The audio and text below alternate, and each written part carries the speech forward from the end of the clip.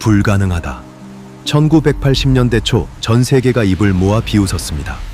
자본도 기술도 전무했던 전쟁의 폐허를 갓 벗어난 작은 나라 대한민국이 첨단 반도체를 만든다는 것은 계란으로 바위를 치는 격이라며 모두가 조롱했습니다. 당시 우리 아버지들이 흘린 땀방울은 그저 무모한 도박으로 치부되었습니다.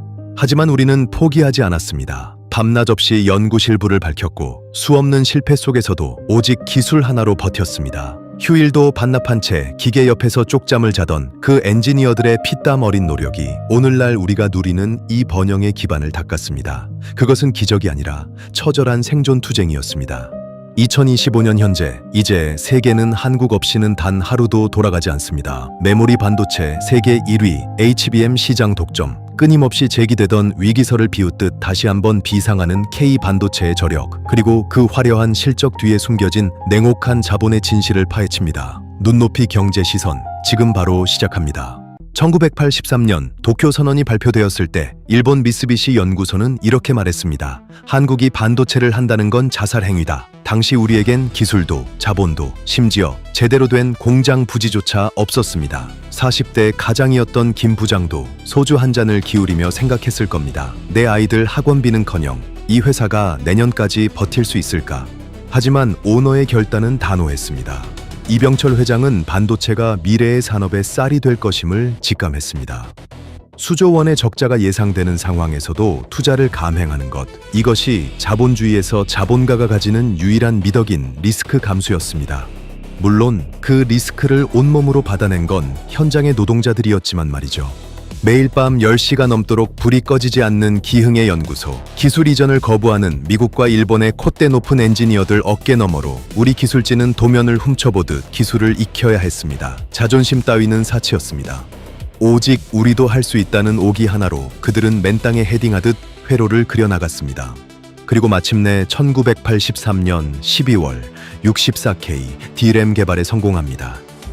선진국이 10년 걸린 일을 불과 6개월 만에 해낸 기적이었습니다. 하지만 기억하십시오. 이 기적은 누군가의 아버지가 집에 들어가지 못하고 컵라면으로 끼니를 때우며 갈아 넣은 생명의 시간들이 만들어낸 결과물입니다. 화려한 성공 신화 뒤에는 항상 개인의 희생이 존재합니다. 이 성공은 단순한 기술 개발이 아니었습니다. 대한민국 산업 지형을 경공업에서 첨단 산업으로 뒤바꾼 역사적 변곡점이었습니다. 하지만 이것은 시작에 불과했습니다. 곧이어 들이닥칠 치킨 게임, 즉 너 죽고 나 죽자는 식의 처절한 가격 경쟁이 기다리고 있었기 때문입니다. 진짜 지옥은 아직 시작되지 않았던 것입니다. 2000년대 후반 세계 반도체 시장은 피바다였습니다. 공급 과잉으로 D램 가격이 원가 이하로 곤두박질 쳤습니다. 이것이 바로 치킨 게임입니다. 누가 먼저 망해서 나갈 때까지 서로의 살을 깎아먹는 전쟁. 당시 대리였던 당신은 불안에 떨며 뉴스 속 주가 그래프를 바라보았을 겁니다. 회사가 망하면 우리 가족은 어쩌지? 독일의 키몬다, 일본의 엘피다 같은 거대 기업들이 하나둘씩 무너졌습니다. 그들은 감산을 통해 가격 방어를 시도했지만 삼성전자와 SK하이닉스는 오히려 생산량을 늘리는 역발상으로 맞불을 놓았습니다. 이것은 자본의 체력전이었습니다. 회사가 현금을 태우며 버티는 동안 직원들은 성과급은커녕 고용 불안에 시달려야 했습니다. 한국 기업들이 버틸 수 있었던 비결은 압도적인 수율이었습니다. 똑같은 웨이퍼 한 장에서 남들보다 20%, 30% 더 많은 양품을 뽑아내는 기술력. 이것은 경영진의 전략이 훌륭해서가 아닙니다. 0.1%의 오차도 허용하지 않으려 밤새 현미경을 들여다본 엔지니어들의 집요함이 만들어낸 마진이었습니다. 결국 치킨 게임은 한국의 승리로 끝났습니다. 경쟁자들이 사라지자 시장은 삼성과 SK하이닉스의 동무대가 되었습니다. 승자 독식, 자본주의의 가장 잔혹하고도 달콤한 법칙이 실현된 순간입니다. 하지만 승리의 축배를 들 때 우리는 잊지 말아야 합니다. 그 과정에서 갈려나간 수많은 경쟁사 직원들, 그리고 우리 동료들의 희생을요. 이제 한국 반도체는 단순한 제조를 넘어 누구도 넘볼 수 없는 초격차의 단계로 진입해야 했습니다. 이등과의 격차를 벌려 아예 따라올 엄두조차 내지 못하게 만드는 전략. 이것은 끊임없이 달려야만 넘어지지 않는 자전거와도 같습니다. 잠시라도 멈추면 추락하는 것, 그것이 바로 1등의 숙명입니다. 초격차, 말은 멋있지만 그 실체는 극한의 나노 경쟁입니다. 머리카락 굵기의 10만 분의 1 수준인 회로를 그리는 공정.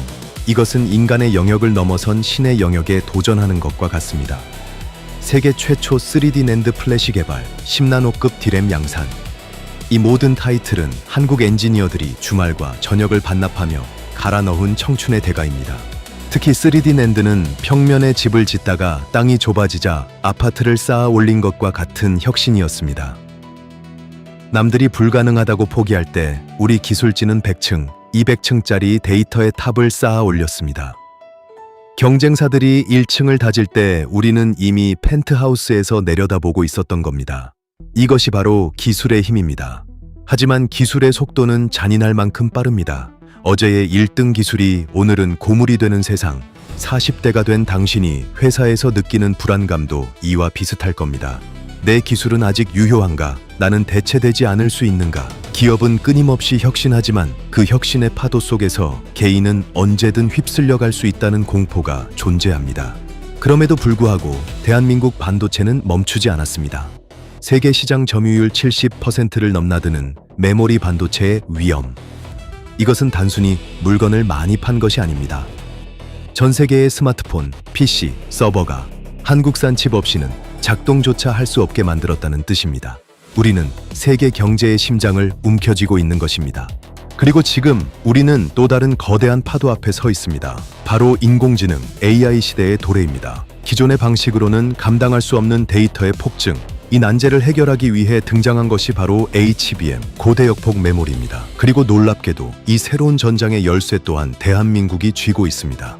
2025년 챗GPT가 쏘아 올린 AI 혁명은 모든 것을 바꾸어 놓았습니다. 엔비디아의 GPU가 없어서 못 파는 상황이 되었죠. 그런데 이 괴물 같은 GPU도 혼자서는 아무것도 못합니다. 데이터를 빛의 속도로 퍼날라줄 메모리가 필요하기 때문입니다. 그게 바로 SK하이닉스와 삼성전자가 목숨 걸고 개발한 HBM입니다. 과거 반도체 겨울론을 주장하던 모건 스탠리조차 입을 다물었습니다. HBM 시장 점유율 90% 이상을 한국 기업들이 독식하고 있으니까요. 엔비디아의 젠슨 황 회장이 직접 한국을 찾아와 물량을 달라고 부탁하는 현실. 이것은 단순한 비즈니스가 아닙니다. 기술 패권이 어디에 있는지를 보여주는 명백한 증거입니다. 특히 SK하이닉스의 약진은 눈물겹습니다. 한때 매각설까지 나돌던 미운 오리 새끼가 뼈를 깎는 투자와 기술 개발로 이제는 삼성전자와 어깨를 나란히, 아니 HBM 분야에서는 오히려 앞서가는 백조가 되었습니다.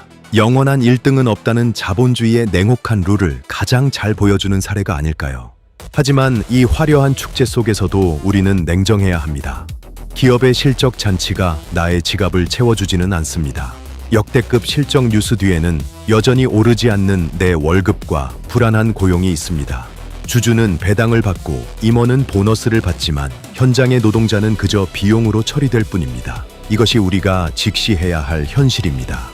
그럼에도 불구하고 K반도체가 중요한 이유는 이것이 우리 경제를 지탱하는 최후의 보루이기 때문입니다. 반도체가 무너지면 원화 가치는 폭락하고 수입 물가는 치솟으며 우리의 삶은 나락으로 떨어집니다. 좋든 싫든 우리는 이 거대한 반도체 함선에 함께 타고 있는 운명 공동체인 셈입니다. 미국의 견제와 중국의 추격. 반도체 전쟁은 이제 기업 간의 경쟁을 넘어 국가 간의 총성 없는 전쟁이 되었습니다. 안보라는 이름으로 시장 논리가 무시되고 보조금 전쟁이 벌어지고 있습니다. 이 거대한 태풍 속에서 대한민국 반도체는 샌드위치 신세가 될 수도 혹은 유일한 슈퍼을이 될 수도 있습니다. 결국 믿을 건 기술뿐입니다. 누구도 대체할 수 없는 압도적인 실력만이 우리를 지켜줍니다. 이것은 국가 경제뿐만 아니라 자본주의 사회를 살아가는 당신 개인에게도 똑같이 적용되는 진리입니다. 회사의 간판이 당신을 지켜줄 거라 착각하지 마십시오. 회사는 언제든 당신을 버릴 수 있습니다. 폭풍우가 몰아칠 때 당신이 타고 있는 회사는 구명보트가 아닙니다. 오직 당신이 가진 통찰과 실력만이 유일한 구명조끼입니다. K반도체가 30년간 증명했듯이 위기를 기회로 만드는 힘은 외부의 도움이 아닌 내부의 치열한 혁신에서 나옵니다. 준비되지 않은 자에게 미래는 재앙일 뿐입니다. 우리는 이 불편한 진실을 계속해서 파헤칠 것입니다. 시스템의 부품으로 소모되지 않고 그 시스템을 이용해 생존하기 위해서 말입니다. 당신의 땀이 헛되지 않도록 자본의 흐름을 꿰뚫어 보는 눈을 가지십시오. 그것이 이 야생 같은 자본주의 정글에서 가장이 살아남는 유일한 길입니다. 회사의 명함은 빌려온 왕관일 뿐입니다. 언젠가는 반납해야 합니다. 그때 당신에게 남는 것은 무엇입니까? 끊임없이 의심하고 공부하고 실력을 키우십시오. 당신을 지켜주는 건 회사도 국가도 아닌 바로 당신 자신입니다. 당신의 노동 가치를 지키는 눈높이 경제 시선이었습니다.